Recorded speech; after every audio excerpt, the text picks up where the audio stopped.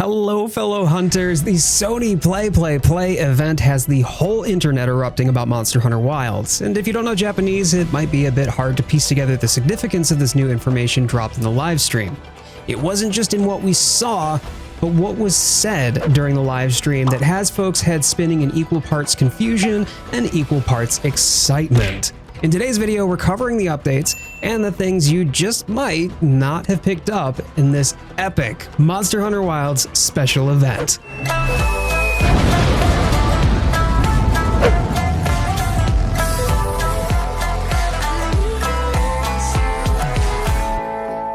The Sony Play event was an opportunity for Ryozo Tsujimoto and Yuya Tokura to show off some of the returning aspects in the Monster Hunter formula that will be present in Wilds. This was the first confirmation of the new arena we'll be able to fight monsters in using a fully up-to-date build that showcases the new weapon tweaks that Tokura discussed in the pre-launch community update. In typical form, it's not just what's said or shown outright that matters, but oftentimes what isn't that can give us the clearest picture. Let's be real, Capcom threw us a curveball when they announced Wilds at TGA 2023, and every single hunter around the world simultaneously exploded in their seats when that logo splashed on the screen. Only just as quickly met with crushing disappointment the moment the numbers 2025 followed. No release date, no time frame, and only leaving us scarce breadcrumb trails to chew on in the meanwhile. Capcom then wouldn't give us any real information until May of 2024 with the Sony State of Play and has been edging the entire Monster Hunter community ever since. This would ultimately be a year and 3-month wait, which is unprecedented for a Monster Hunter game when you compare prior games' timeframes from announce to release, usually floating between the 6 to 9 month range. As a community, we were left hungry and with few options. This is where we get to the crux of Capcom's dev and release cycles. During the lead up to release, Capcom will tease details, leaving the more observant hunters to spot them and string the pieces together. I discussed this in a prior video, highlighting how Capcom often generates hype by allowing the community to read between the lines and speculate on just what this could mean for a game in its final state. They know how to communicate a message and tell a story without necessarily stating it outright. One excellent example of this is what we saw from the very first trailer, The Sacred. At the time, we didn't know what this Wish brand chocobo was called, but one thing was clear. We had a new mount, and it could glide. The implications of gliding when compared to the industry as a whole, tied to the context of both the Tail Raiders and Palamutant Monster Hunter games prior, blew the door wide open for what this could mean for Wilds. I theorized that gliding wouldn't be necessary unless there was an open world, complete with verticality and climbing mechanics that are typical of the open world RPG genre. Capcom placed this tiny segment of the announced trailer intentionally, to beg questions in our minds and communicate a message to the community without ever telling us what or why. In addition to that, the keen eyes of the community also called attention to the camping equipment on the Sacred's back, which suggested that the game would be built to accommodate long play sessions out on the field without ever returning to a hub or village. In retrospect, we now know that Wilds is a seamless open world, with no loading screens between biomes and pop-up camps for hunters to rest and restock. Alma follows us around on her Sacred, acting as a portable quest tracker, and the living, breathing world of Wilds goes on around us as monsters flow in and out of their natural habitats, and our campsites play this integral role to the hunter experience. We really are a hunter out in a vast wilderness to explore, and gameplay mechanics to support the hunter agency within it. These are all just tiny details we've spotted from the very first trailer. This leads us to today, mere days away from Wilds release, and they're still teasing details about the environment, the monsters, and the mechanics of the game. And here, we get to the meat and potatoes of why you're watching this video. So the Play live stream certainly had some discourse about the beta, the feedback they received for Gypceros and Arkveld, and even a question pointed at the audience as to who knew about Gypceros prior to the beta. From all the show of hands, the majority of the audience in attendance was either a 5th or 6th fleet. First fleet, are y'all feeling old yet? Where it got really interesting was the arena fight with Rathian. Let's kick that door down right out the gate. An arena fight.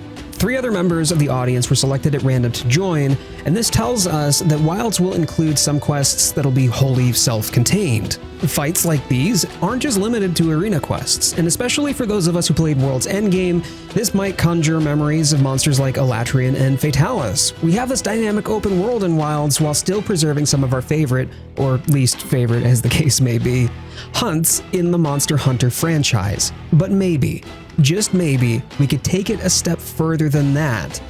What if this includes siege quests, like that of Safi Jiva and Kulve Taroth. More on that in a moment.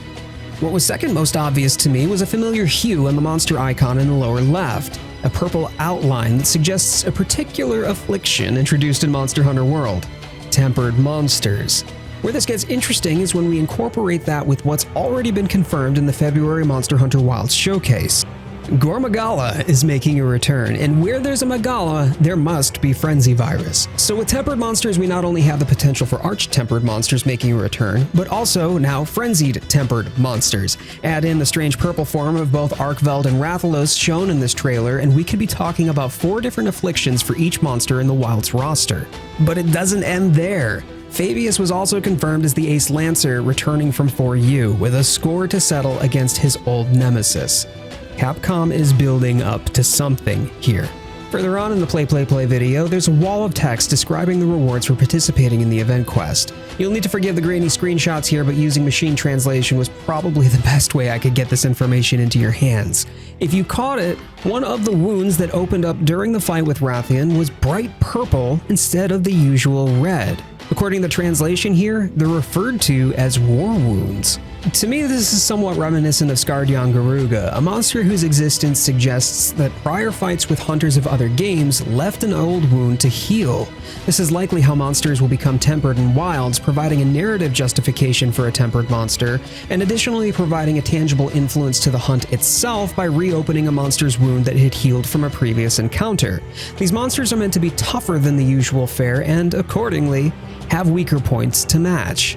Rewards for this quest are the usual participation decorations common of event quests like this. The language here suggests there will be other events acting as a source of other event-related quest rewards, but what stuck out to me most was right here. Specifically, we're talking about alchemy mechanics, or melding, in Monster Hunter Wilds. Not only does this confirm that melding as a mechanic will return, this further suggests decoration farming from event materials. And here is where it starts coming together. It's pretty common for Monster Hunter games to reference prior games, and typically you might see a returning character or a casual reference to other common areas in universe. That's about the extent of it. The closest we've come to a proper follow-up to a Monster Hunter was in World during the Fatalis questline, where Aiden is confirmed to be the Ace Cadet from 4U. Enough to satisfy the Fatalis quest and tie back Aiden to the old world, but not really enough to have a narrative impact to the main story. Wilds takes this idea and runs with it, not just by bringing back the Ace Lancer with Fabius, but driving a narrative element with Gore Magala's return and leaning into their rivalry. When we consider that we now have a story-focused follow-up to the events of 4U, event quests, and melding mechanics for those materials, it's not a stretch to imagine that particular event quests may be more than just fun side missions with its commemorative loot. Where Wilds could differentiate here has been lying in front of our noses the whole time. In fact, I did an entire video exploring how Wilds not only has the potential to tie into the wider prehistory of Monster Hunter, but also could harken back to the places and peoples in 4U, such as the Trovarians. A common theme in my theories has been that of ancient technologies and ancient civilizations making a reappearance as the backdrop for Wild's story. This was long before Gore Magala was announced, long before Fabius was confirmed as the Ace Lancer, and long before the Play livestream that dropped what I would consider the biggest hint of Monster Hunter Wilds to date: the weapons. If you watched that broadcast, perhaps you noticed something a little out of place. We got the footage from Yozo, and certainly he loves his hammers, but there were certain cuts to the Huntress using her bow in the fight. If the strange glow of the hammer didn't give it away, the fanciful fringes of the bow certainly did. Sure enough, one of the panels they shared referenced Ardian equipment, acting as what would seem to be the reward for fighting tempered monsters in Wilds. If you know the Ardian sets, you're already aware that these are rare sets excavated from ancient technology. Although it's true that the set was present in Monster Hunter World as well as other Monster Hunter games in the series, all with minimal narrative tie-in, the flavor text of the set from Monster Hunter Generations Ultimate mentions the following: armor made from the remains of an excavated artifact. Its origins are a mystery lost to time. You can produce these weapons by combining multiple Ardian parts via melding, and then yet further enhancing them by consuming special materials. Sound familiar? This is the same way that you would craft and augment weapons from materials gathered in the Kulve and Saphi sieges of Monster Hunter World. With the exception of Fatalis, Capcom hasn't gone so far as to directly tie a siege to the underlying backstory of the Monster Hunter universe as a whole. Consider how the Saphi siege paved the way for Elatrian to make its home in the secluded valley. There was a narrative impact, sure, but it was self-contained within World's own narrative. And technically speaking, the fight against Fatalis wasn't even a siege, but I do feel that our return to Schrade demonstrates the Monster Hunter team's desire to further link individual Monster Hunter games into the wider universe as a whole. In fact, this is even casually mentioned in passing conversation between Olivia and Athos as they discuss what places they'd love to visit in the Monster Hunter Wilds beta. Wilds really builds on this concept and its heavy reference to prior Monster Hunter games and stories, where I think we just might be coming full circle. Hear me out. We're in the Forbidden Lands, a place once thought by the Guild to be abandoned, fighting new monsters the Guild has never encountered and some thought extinct. We have direct narrative tie-ins to a prior game in the Monster Hunter franchise where a subterranean people had a massive role to play in the events of that game. And now we're hunting prehistoric monsters in event quests to get parts directly linked to ancient weapons? If Capcom really runs with this, we're talking about a full siege deep into the trenches of ancient civilization in a way we've never experienced before. One that ties Wild's narrative into areas of the Monster Hunter backstory and technologies lost to time. These sieges could be more than just event quests, and instead an entire side story or even endgame main story mission that not only uncovers the truth of the Forbidden Lands, but the ancient civilizations long lost to time.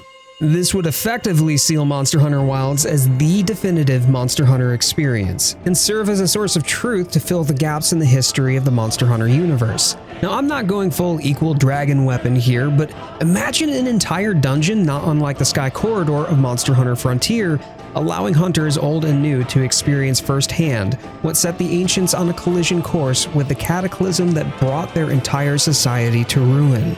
I have a feeling that we as hunters have only touched the tip of this iceberg, and this is the first theory crafting video I've been able to do for quite some time. Finally, we have something to chew on, and with the game's release only a couple of days away, we're going to get to see just exactly how far this rabbit hole goes. And if I'm wrong, hey, that's the fun of it. I'll own it, but the potential here for something completely unprecedented has me incredibly excited.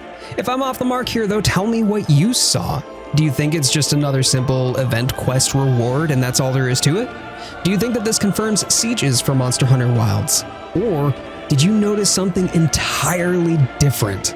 I'm Jade, and I've been covering Monster Hunter Wilds since its announced at TGA 2023, and it has been one hell of a ride. We're finally in the last moments before release, so if you enjoyed this video, I would absolutely love a like and to have your subscription, as the best is yet to come. On screen is a playlist of all my other Monster Hunter videos to date, including a video handpicked just for you. Until the next video, may the Sapphire Star guide your way. I'll see you in the comments below.